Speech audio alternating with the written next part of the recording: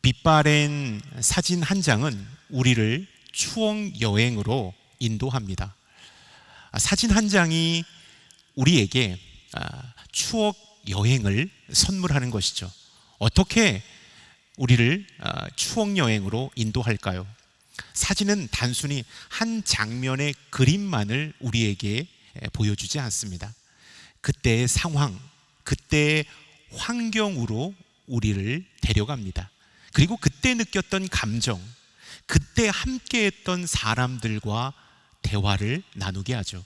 그래서 마치 타임머신을 타고 과거의 추억 여행으로 빛바랜 사진 한 장은 우리에게 그 추억의 선물을 해주는 겁니다. 오늘 성경상에 나오는 가정을 한번 살펴보길 원하는데요, 추억의 사진 속에 담긴 가정은 이 슬픔 가운데 크게 절망하고 있는 나사로의 가정입니다. 주님께서는 나사로의 가정을 어떻게 회복시키시고 어떻게 위로하시는지를 오늘 말씀을 통하여 함께 살펴보길 원합니다. 그렇다면 추억 여행으로 함께 출발하도록 하겠습니다.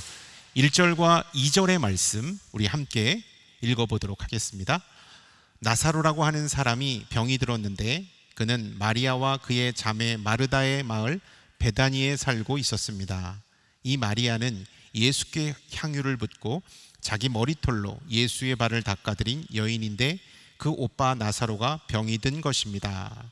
1절과 2절의 말씀에 보면 신실했던 마리아는 오빠 나사로가 병에 걸렸다.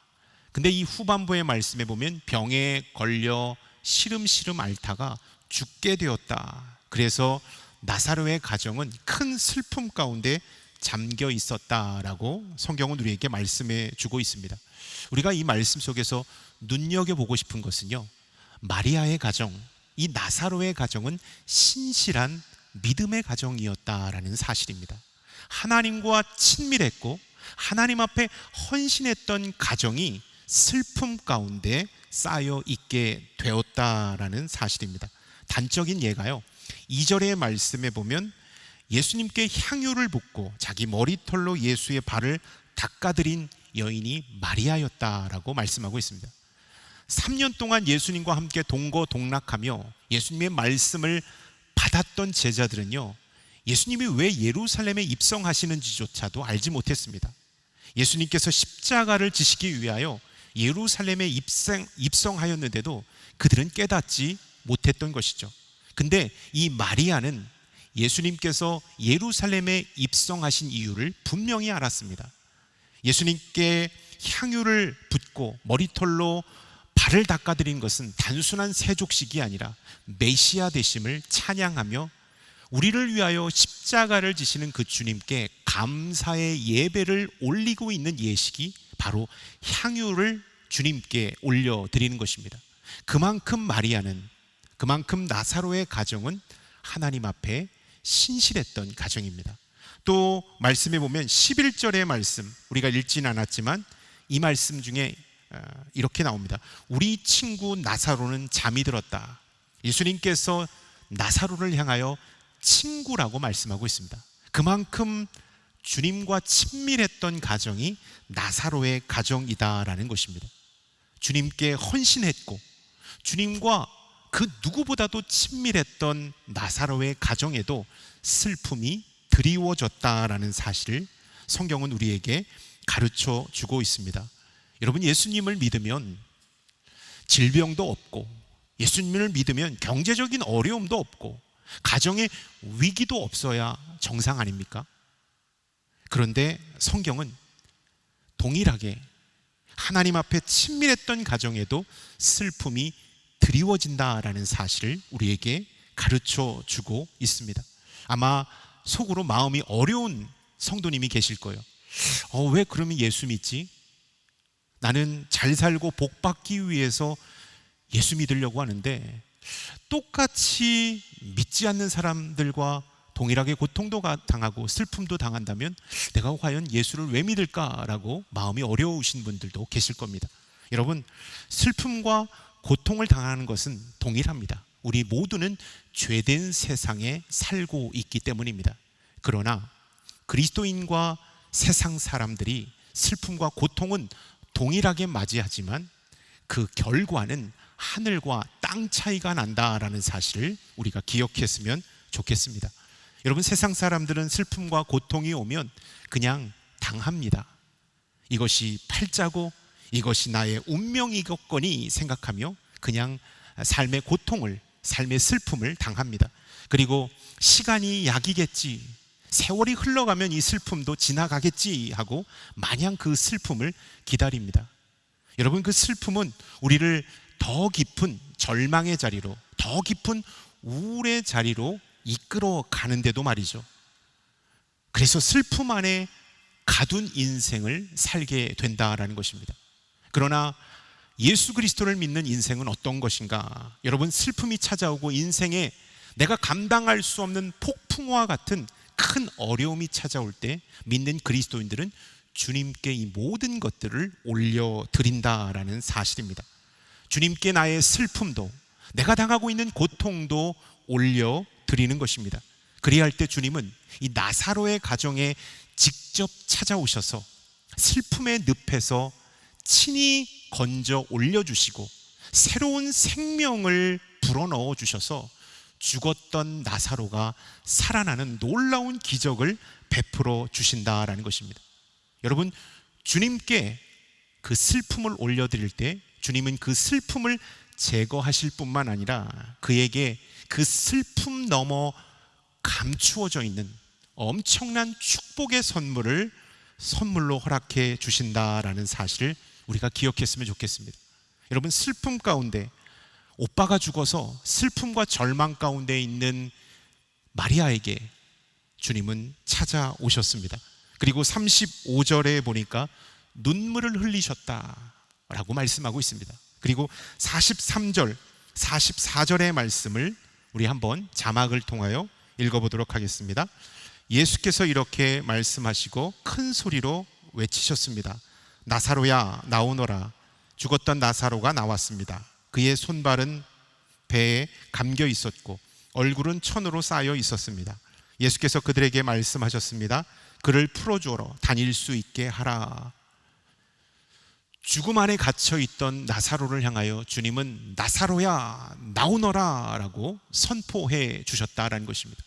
제일 처음에 슬픔 가운데 있는 나사로의 가정 가운데 우셨습니다. 깊은 슬픔으로 그들의 슬픈 감정을 공감해 주신 것이죠. 그리고 생명을 그의 영혼에게 불어 넣어 주셨다라는 것을 보게 됩니다. 그리했을 때 나사로가 다시 한번 살아나는, 생명의 기운을 얻고 살아나는 놀라운 기적을 보이고 있다라는 사실입니다. 여러분, 슬픔은 조금 전에 제가 말씀드렸던 것처럼 늪과 같습니다. 슬픔은 잠시 잠깐 있다가 사라지는 감정이 아니죠.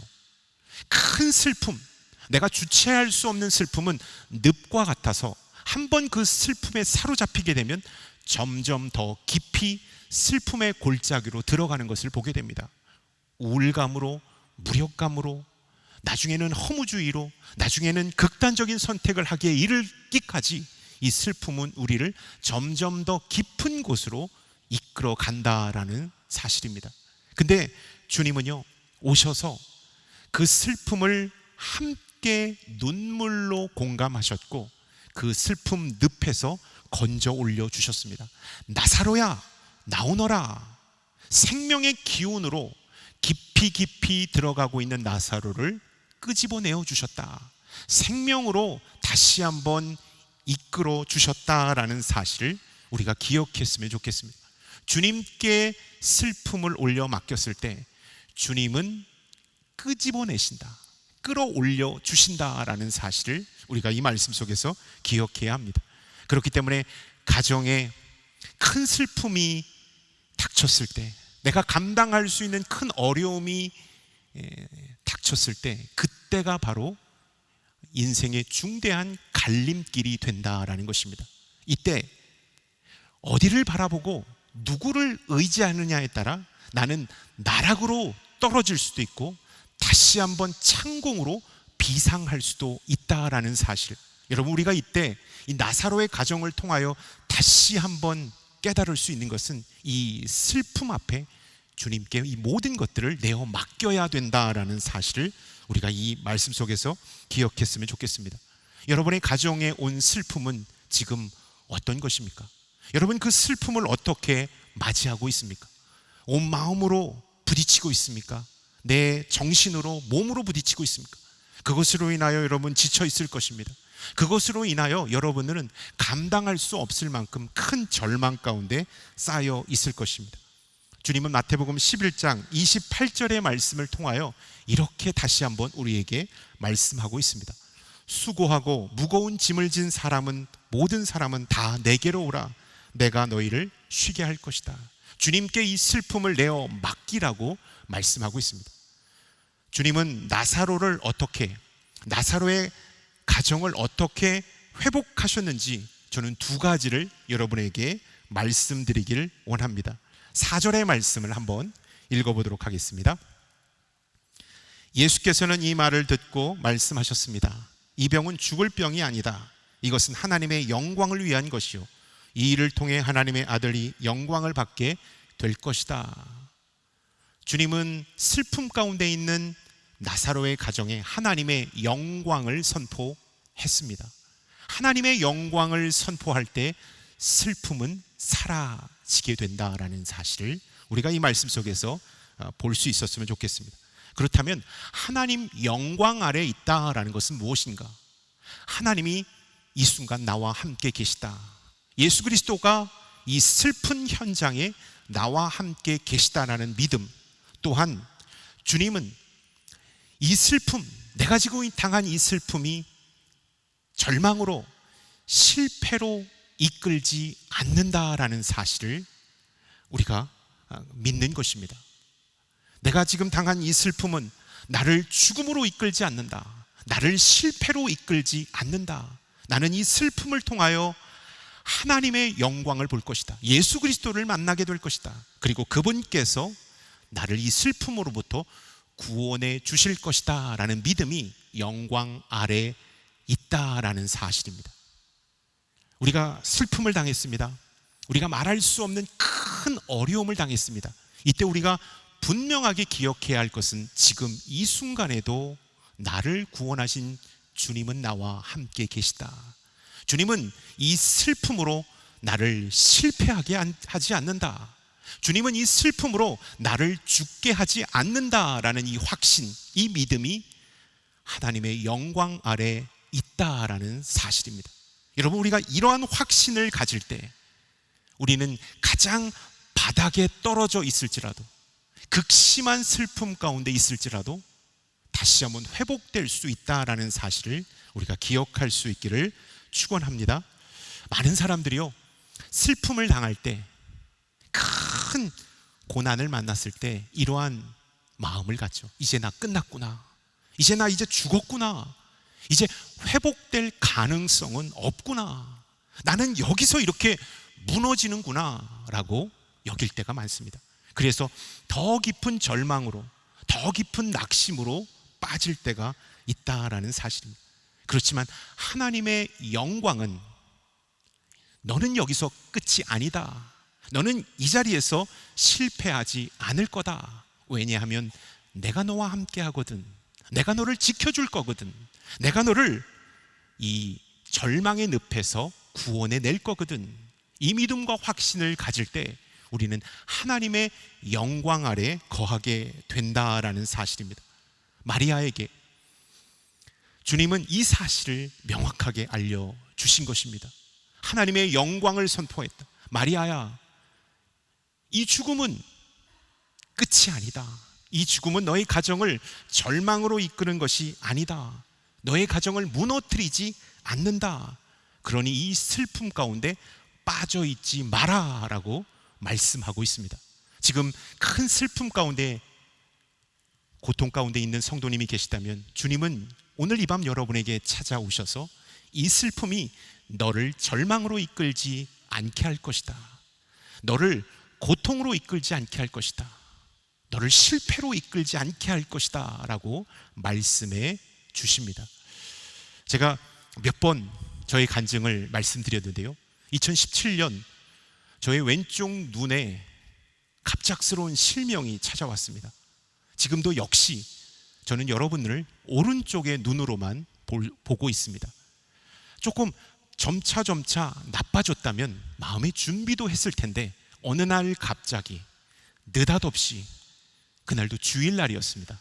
느닷없이 왼쪽 눈이 갑자기 보이지 않는 것입니다.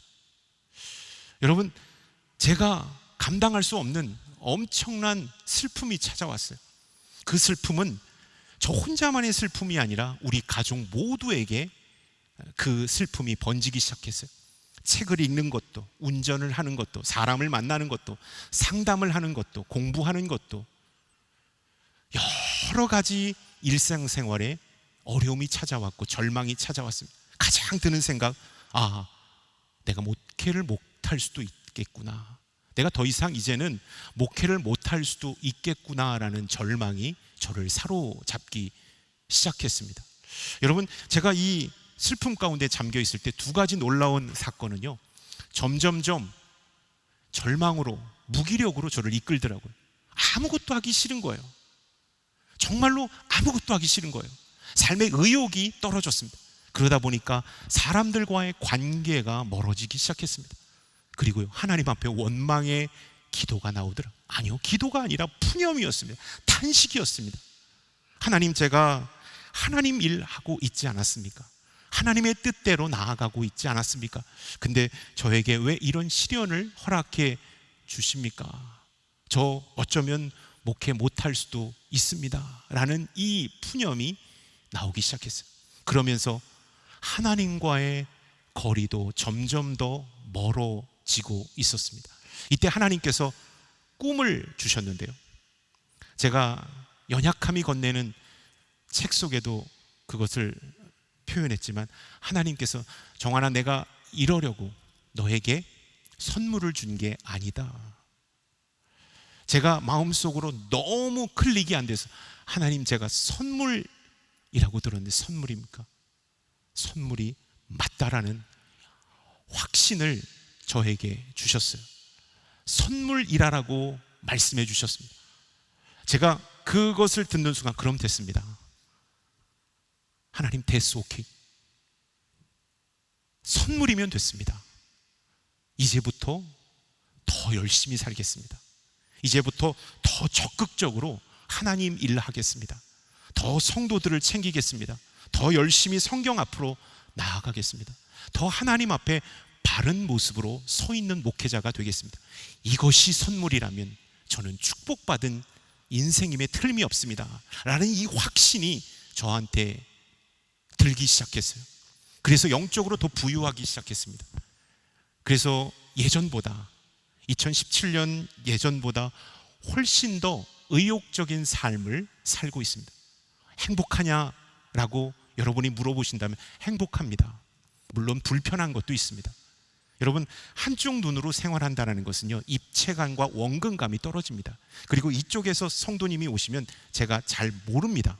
그냥 스쳐 지나가게 되는 것입니다. 이렇게 돌려야만 볼 수가 있는 것입니다. 답답한 시야를 갖고 있습니다. 그럼에도 불구하고 기쁜 것은, 그럼에도 불구하고 제 가슴이 설레이는 것은, 하나님께서 분명히 왼쪽 눈의 실명은 선물이라고 말씀해 주셨기 때문입니다. 이 선물은 나를 절망으로 인도하는 것이 아니라 더 깊은 하나님의 임재의 자리로 인도하게 된다라는 이 확신을 갖고 있기 때문입니다. 여러분, 큰 슬픔 가운데 잠겨 계십니까?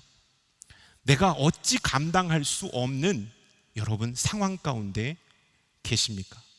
하나님이 이 순간 여러분과 함께 계시고 여러분을 절대로 절망의 자리로, 실패의 자리로, 죽음의 자리로 내몰지 않는다라는 사실을 여러분 기억하시고, 하나님께서 나를 지켜주신다, 하나님께서 이 일을 통하여 나를 더 깊은 하나님의 자리로 인도하신다라는 이 믿음과 확신이 저와 여러분들 가운데 있기를 축원합니다. 하나님의 영광 안에 있을 때 우리는 슬픔을 이기는 자가 된다라는 것입니다. 3절과 5절의 말씀 우리 한번 읽어보도록 하겠습니다. 그래서 두 자매는 사람을 예수께 보내어 말했습니다. 주여, 주께서 사랑하시는 사람이 병들었습니다. 예수께서는 마르다와 그녀의 자매와 나사로를 사랑하셨습니다. 주님은 슬픔을 당한 나사로의 가정에 당신의 사랑을 부어 주셨습니다. 나사로 가정의 슬픔 퇴치 두 번째는요, 주님은 사랑으로 슬픔 당한 나사로의 가정을 회복시켜 주셨다라는 사실입니다. 여러분, 슬픔은요, 경험해 보신 분들은 아실 거예요. 우리의 삶의 질을 떨어뜨립니다. 그리고 우리의 영적인 퀄리티도 떨어뜨리는 것을 보게 되죠. 그래서 슬픔에 사로잡히면 사람이 무기력해져요. 그리고 하나님과 거리가 멀어지게 되는 것을 보게 됩니다. 그 단적인 예로 이 마리아, 그렇게 신실했던 마리아가 오빠가 죽는 큰 슬픔을 겪자 마리아는 이 무기력해졌어요. 그리고 예수님을 원망할 만큼 영적으로 무뎌졌던 것을 성경은 우리에게 가르쳐 주고 있습니다. 그때 3절과 5절을 통하여서 이렇게 말씀하고 있죠. 주여, 주께서 사랑하시는 사람이 병들었습니다. 그 마리아가 주님을 사랑했던 그 오빠의 마음을 얘기한 것이죠. 그때 5절에 예수님께서는 마르다와 그녀의 자매와 나사로를 사랑하셨다. 그래서 눈물까지 흘려주셨다라는 것입니다. 주님의 그 사랑으로 다시 한번 슬픔 당한 나사로의 가정이 회복되는 것을 보게 됩니다. 여러분, 우리가 자전거를 타든지 자동차를 타고 가다가 바람이 빠지면 악셀레다를 밟고 페달을 밟아도 바퀴가 잘 굴러가지 않는 것을 보게 됩니다.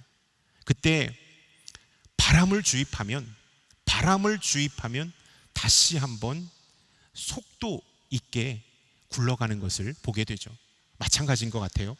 우리 안에 슬픔이 있고 큰 절망이 찾아오면 삶에 무기력이 생겨서 앞으로 전진되지 않습니다.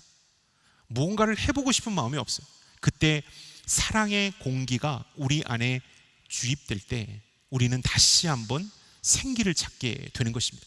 주님의 사랑의 온기가 우리 안에 임할 때 우리는 다시 한번 힘있게 나아갈 수 있게 되는 것입니다.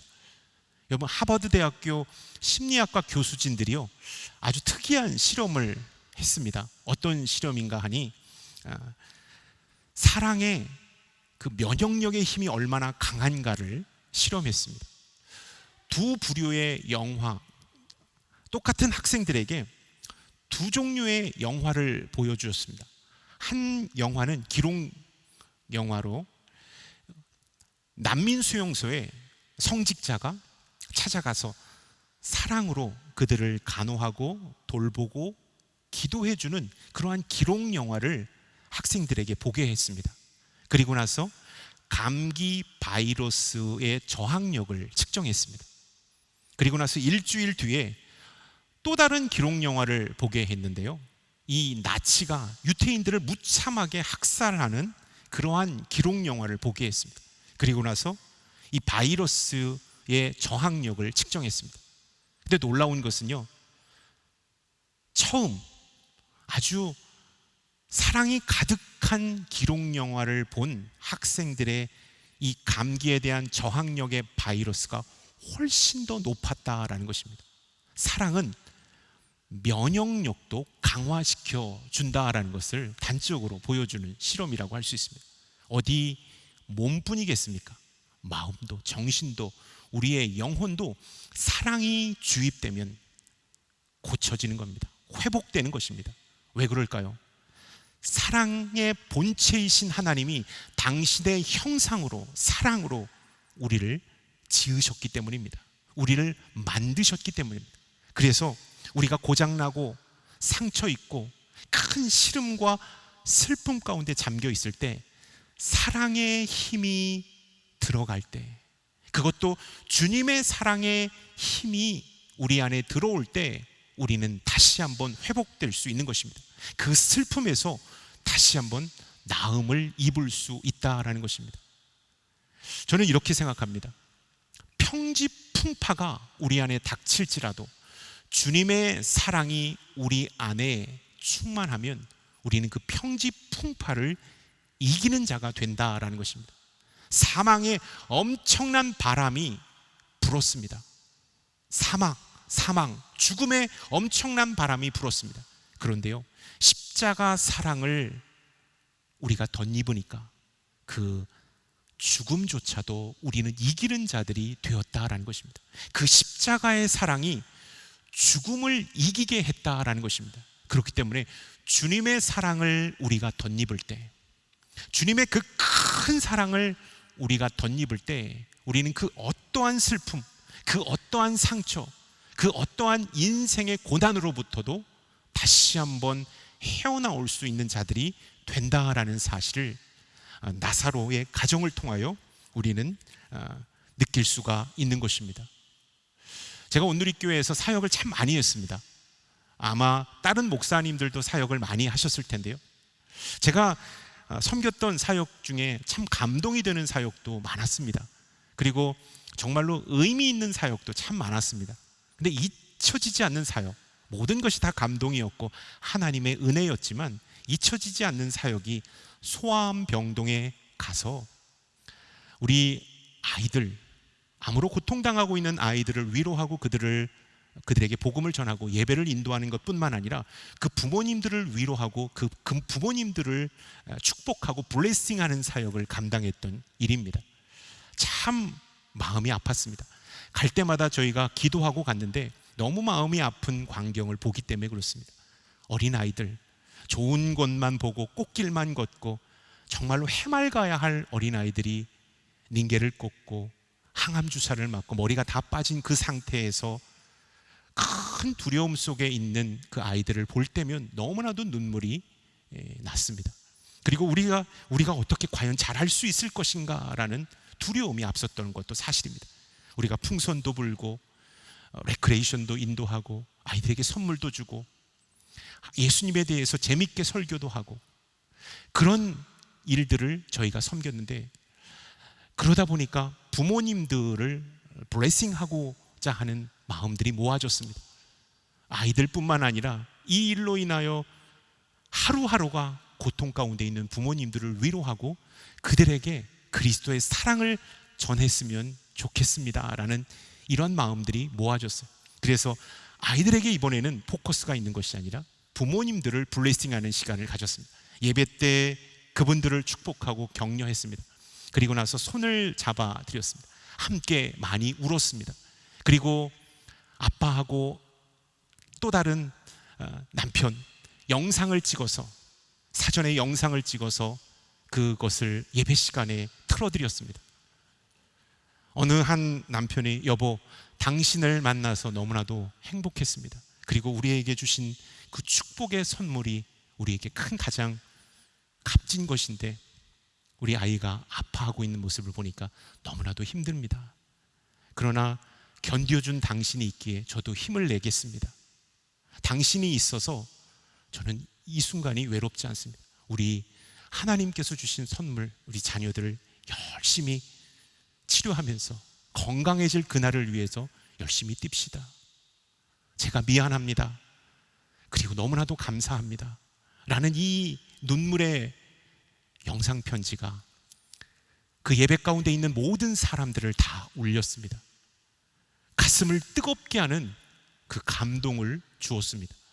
저는 그 예배를 통하여서 사랑의 힘이 얼마나 위대하고 강한지를 다시 한번 깨달을 수 있었습니다.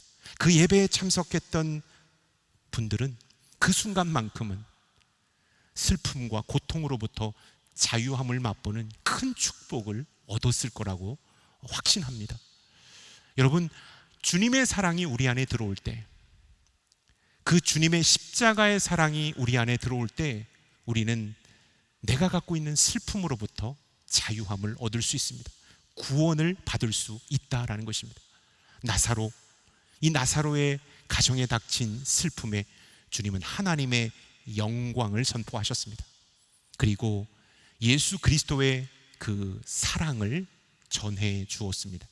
그리할 때 그 가정은 다시 한번 생명을 얻었고 다시 한번 슬픔에서 기쁨으로 나아가는 놀라운 기적을 경험했다라는 것입니다. 그 현장을 요한복음 11장은 거룩한 가족사진으로 우리에게 보여주고 있다라는 사실입니다.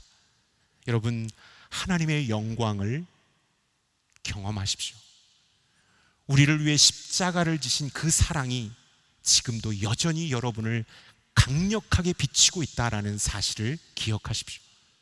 이 확신과 믿음으로 내가 당한 슬픔으로부터 다시 한번 헤어나오는 강하고 담대한 하나님의 사람이 될 수 있기를 주님의 이름으로 축원합니다.